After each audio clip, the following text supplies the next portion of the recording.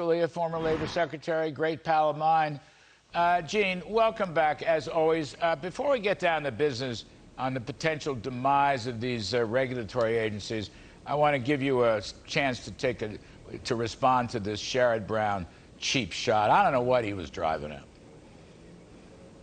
Well, I suppose not making Sherrod Brown happy all the time is a badge of honor. But, Larry, relatively early on in COVID, I did warn him. I warned him specifically that there could be serious consequences from having unemployment benefits that were just way too high and keeping them going for way too long during the pandemic. And, of course, one of the reasons we're having the problems with inflation we have today is because of the legislation that was passed in March of 2021, when we were really starting to do very well in the job markets. It was just an infusion of cash into the economy that was ultimately in nobody's interest. And he was a supporter of that. Of course he was. Every left-wing social spending, and you were right about the inflation, and Senator Sherrod Brown was wrong. But I don't even want to waste more time on that.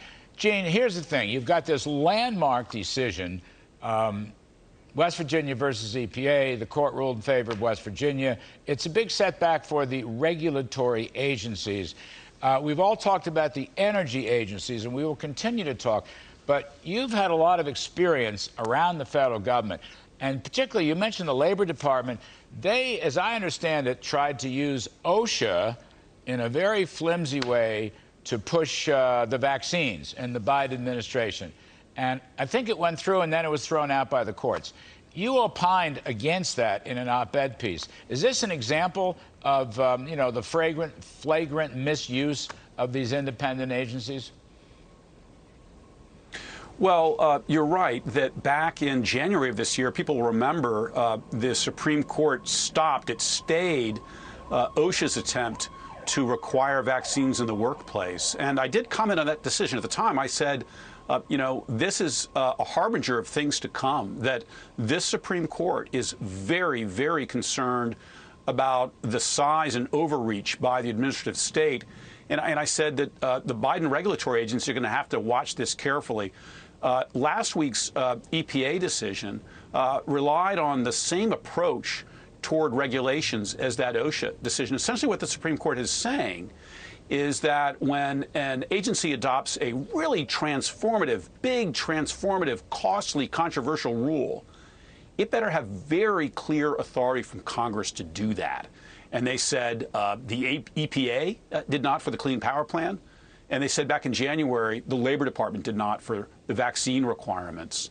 So this is a really important decision, as you say, for the EPA and energy regulators, but for all of the federal agencies that right now, the second year of an administration, Larry, you'll remember, that's when a lot of rules get pushed out. But right now they're having to reassess those plans and consider whether this is going to cause them problems in the courts. Gene, one obvious one that I want you to opine on. The Security Exchange Commission thinks it's the Securities and Environment Commission. And I think that's most unfortunate because they have no congressional statutory backing to use environmental regulations on companies, on private and public companies. What you think? Well, you may remember that the president's chief of staff, Ron Klain, when he was talking about the vaccine requirements, he said they were a workaround. And what's meant by a workaround is you take what regulatory authority that you may have to try to achieve something that maybe isn't really in your court. And I think a lot of people believe that's what's being done with the SEC climate disclosure rule, that it's less about protecting shareholders from fraud and the like, more about addressing climate change, which may be a good thing to do, but obviously the SEC is not the agency to do that. So the SEC is definitely one agency taking a close look at the significance of last week's EPA decision. Another is the Federal Trade Commission, where you have a chair with a very ambitious regulatory agenda, a variety of matters, new privacy rules, perhaps trying to outlaw or really restrict non-compete agreements in employment.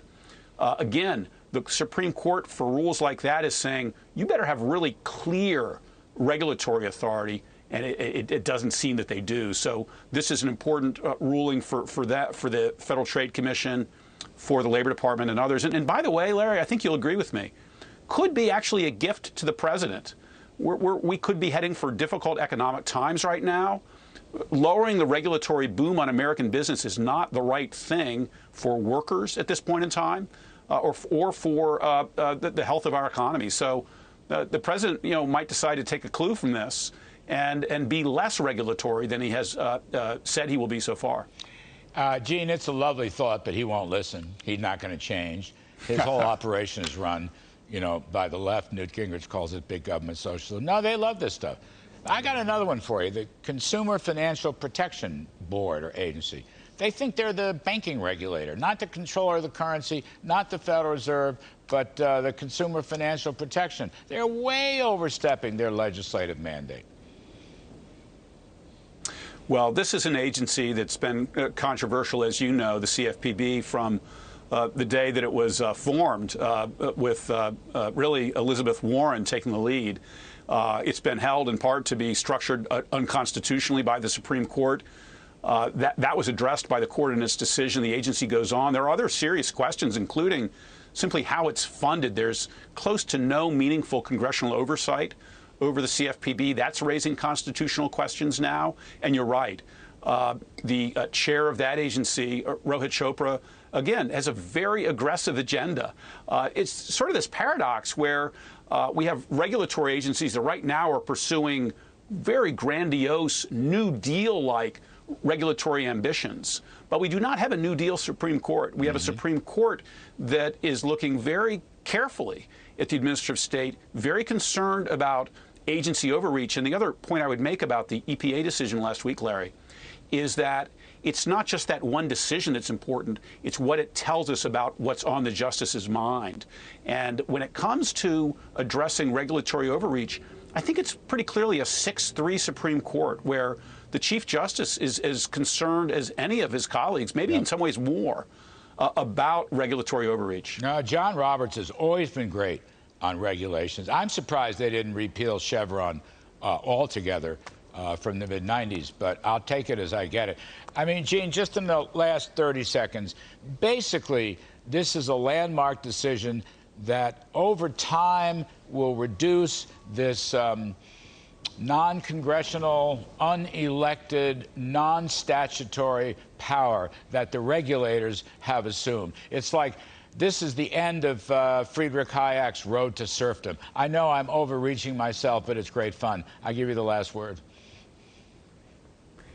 Larry, it's a decision about democracy. What the court was saying was that the most important decisions that are made by the government ought to be made by the Congress, and obviously together with the president, and that ceding vast amounts of regulatory authority to agencies with very vague statutes, that's of real concern to the Supreme Court because it means we're less democratic when that happens. Yep. By the way, Sherrod Brown was one of the originators of this goofy Consumer Financial Protection Agency. Didn't know what he was doing, but we've said enough about him. Eugene Scalia, thank you for coming on the show. Hope to see you soon.